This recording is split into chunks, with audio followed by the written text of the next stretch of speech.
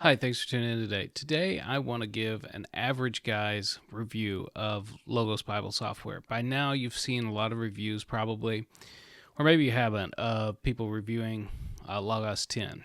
So, a lot of those people are sponsored by Logos 10, and you might be wondering, are they a little bit biased on this? So, I'm going to give you my straight up, honest review.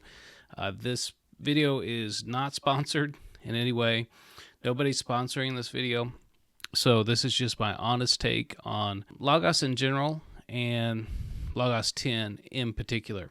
Now, there are a lot of things about Logos that I wish I would have known a long time ago. I wish someone would have told me, because I would have gotten into Logos a long time ago if I would have known some things. So I'm going to share some things with you. Some of them are particular to Logos 10, and some of them are more in general. Okay, so the thing about Logos 10 is, I told you at the beginning of this video that this video is not sponsored, and it's not. Logos isn't giving me anything. I'm not getting a thing out of this. If you buy it, it doesn't help me. If you don't buy it, it doesn't hurt me. I have nothing to gain or lose. But there is one thing about this that I'm going to tell you. I ended up getting Logos 10 absolutely for free. That's not because of who I am. It's not because I have a YouTube channel. It's not because I even know who I am. But I'll tell you how I ended up getting Logos 10 for free without getting special treatment. So I'll tell you that at the end of the video. So stick around and I'll share that with you. But there are some things that I wish I had known about Logos. So one of those is, it's not just a collection of books. So I thought it was basically a digital collection of books, and maybe had some better search features. You could search for particular words, something like that. I had no idea what Logos really was. It's a biblical / spiritual organizational system. So Logos is a way of keeping track of so many things, not only your personal biblical notes, but if you want to make prayer lists, if you want to keep track of your sermons. And it actually, if you're writing out your sermons, it makes your sermons so much more useful to you. And that's because every time you quote a verse or cite a verse, that gets into your system. And I'll show you how some of that works in just a second. Logos 10 itself has some amazing features. And for someone like me, I spent over 2 decades collecting books. I got that, where is it? Right here. That church history set right there.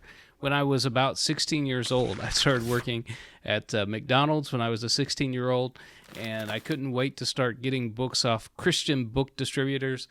And I collected a not massive, lots of people have bigger libraries than I have, but I collected quite a few books. So the really cool thing about Logos 10 is that it's giving us the ability to search our physical library. So if you take a book,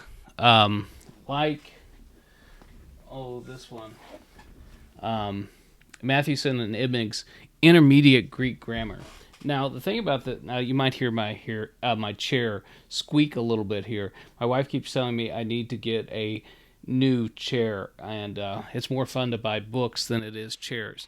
But you take a book like this, and you can scan, you take your iPhone or whatever smartphone, scan that ISBN, and this makes this physical book a searchable book in my Logos library. Now, it doesn't mean I get the full text in Logos, but it does mean that if I want to search for a word like, say, apposition, and I search for that word, I can look in my print library for any book that Logos has in their system. I can scan that book in, at least the ISBN, I can scan that in, and then that book becomes a searchable part of my Logos system, which I think is incredible. For someone who has a lot of physical books, who spend a lot of money getting physical books, that's a game changer. That's really cool. The other thing is, now they have the ability, if you're on the go a lot, or you just like listening to audiobooks, any one of your physical books that you have in your Logos library, you can turn into an audiobook, which is, again, a really cool feature. Now, you're kind of limited to the voices that you have in your iPad or iPhone or whatever. But that's super cool. Now, here are some of the features that they've had in Logos for a long time that I wish someone had told me about the power of those resources a long time ago so that I could have gotten into Logos. before. But one of those is the passage guide. And I'll show you how that works here. So let's say, actually, I'll just open up my Bible, and I'm in Mark 4:39. So Mark 4, we'll do Mark 4:41. So I can hit the passage guide right here, and then pretty much every resource that I have, as far as commentaries and things like that deal with Mark 41 come up instantly. So you can see here so many resources I can access, and I don't have to spend all that time trying to dig through, find the page number, look through it, and I could just look at it at a glance. In fact, it will even give you a little pop-up so you can see, okay, is that going to have enough information for what I'm looking for? And you can go right down the line. You can have you can set these books as different priorities, so certain books that are going to be more of a priority to you, you can put them there. You can sort them by series, author, denomination, and that's just your commentaries, right? And then from there, there's cross-references, important passages. They've tagged these things up and down. So it's just incredible what you can do just with the passage guide. So you can even have your content. Now, right now, I don't have anything on Mark 4:41, but let's say a pastor or whatever had written a sermon on Mark 4:41 and he'd put it in Logos. Well, that would instantly come up in his content.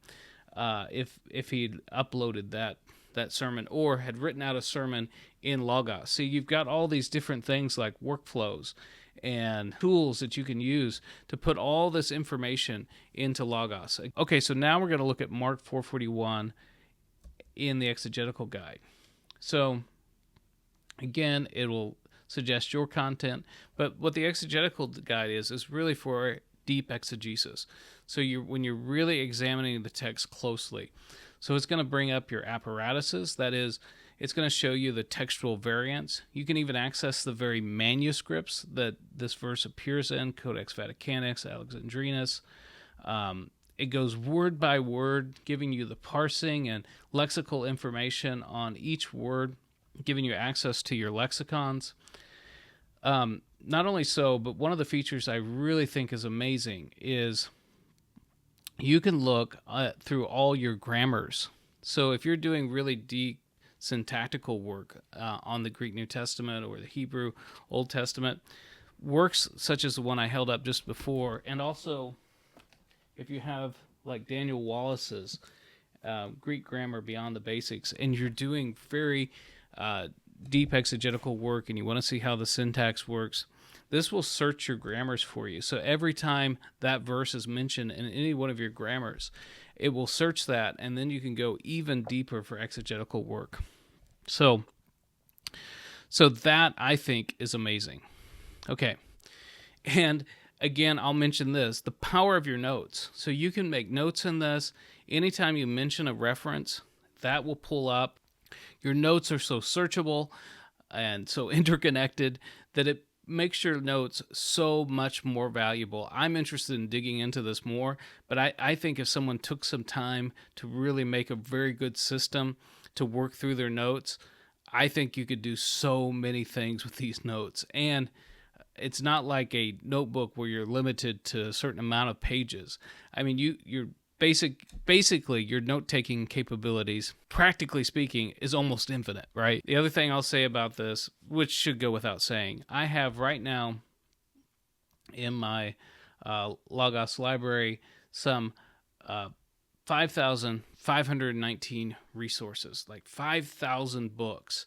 Today, I took my iPad to church, and I had access to every one of those resources right there at my fingertips. An entire library that is more in number than the books that are behind me right now at my fingertips. And all access to my notes, everything that I've done in Logos was instantly at my fingertips. The other thing I'll mention about this is if you've been a person who's written out your sermons on Word, you can now upload those into Logos, and all your sermon material, all of that, or notes that you've taken from sermons that you've written out on Word, you can put in there so that you can have access to all your resources. I was taking some notes in church today, And you can store those in Logos. You can find information. When you use that passage guide, your content comes up. So if you've been taking notes in church and your pastor or whoever commented on a verse, you can go instantly back to your notes and see all the information, and you can have that stored in there for years, and you can go back and research. This is a powerful tool. So how did I get Logos 10 for free? I got Logos 10 for free because I had recently bought Logos 9, and instead of them making me pay full price to buy Logos 10 and upgrade, I had bought it so recently that they didn't think, I'm supposing this is a reasoning, it was all automated. I didn't talk to anybody about it. They gave me a discount for what I'd already purchased for Logos 9, and they applied it to my upgrade to Logos 10. So I think that's incredible of a company to do that. So I'd recently shelled out quite a bit of money to get Logos 9. And so instead of them making me pay full price to get Logos 10, they credited that to my account, which was awesome. And I used a discount code that I got from one of the other reviewers. Again, I don't benefit from any of this at all, but I can tell you that a friend of mine, Dr. Darrell Burling over at Biblical Master Academy, I'll leave a link for the video that he did on Logos 10, and he does have a discount code over there. So I was in the middle of trying to record all this when it occurred to me that I could point you over there so that you could get a discount. I didn't really pre-plan that, but I wanted to give you that opportunity. Even though it doesn't benefit me, you can run over there, get his discount, and that'll at least give you a discount. Won't help me any, but it will provide you a discount. So anyways, I hope you've enjoyed this video. I know I've just barely scratched the surface of all the features of Logo. I mean, when I say I barely scratched the surface, like seriously, I barely scratched the surfaces up. I've barely scratched the surface. But I hope that you found this useful and informative, and you can make a better decision. My only goal is to help you go deeper in the scriptures, and I think this tool could be of use to you if you have any interest in it at all. See you on the next one.